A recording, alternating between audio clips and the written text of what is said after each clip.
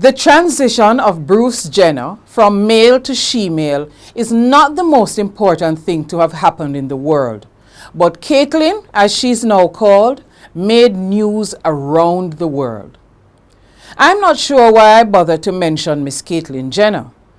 I suspect that my poor confused state of mind over the whole affair is why I mention her, and also to try and grasp my mind around the newest puppy show, Rachel Dolezal. Rachel was the president of the Spokane, Washington chapter of the National Association for the Advancement of Colored People, and she has long asserted that she is partly African American. Her parents, and they should know, have accused her of lying about her ethnicity. They say she is Caucasian.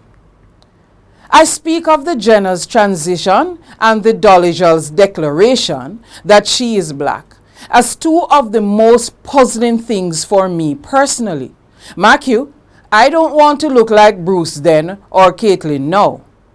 But in an era when half of Jamaica and maybe half of the African continent are rotting out in bleaching cream, I cannot imagine why any white person would want to be identified as black. It's not like she can be bleach black. And painting herself with black or brown paint would only make her ugly art. Miss Dolezal has serious issues though, and she has also been identified as Native American. She seems desperate to be anything but white. But I cannot imagine that the NAACP is so dysfunctional that an individual with so many problems with her own skin could be president of a chapter of an organization such as the NAACP. I put it to you that both Miss Dolezal and the NAACP have serious issues. Speaking of serious issues, Bolt is still under jinx. He won his race, but is still puzzled. Another big puzzle is why this sudden need for the heavily oversighted Indicom to get more oversight.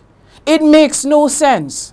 So I contend that the police want license to continue to kill people without question. It must not happen. It must never happen.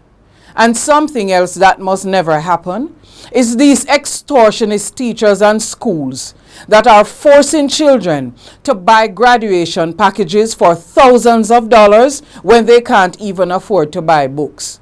If the children don't buy the packages, they find themselves paying package money to get exam results.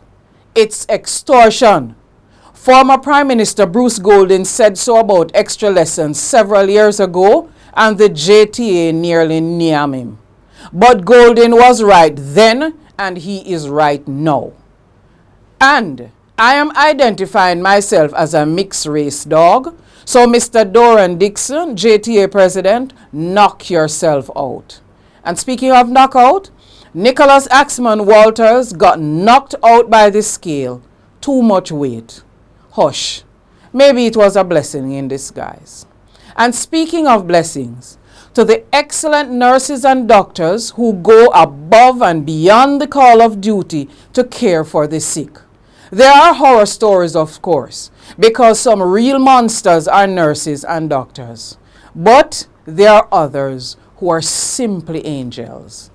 Find your angels, people, or become an angel for someone else. Until next week, stay close to the edge.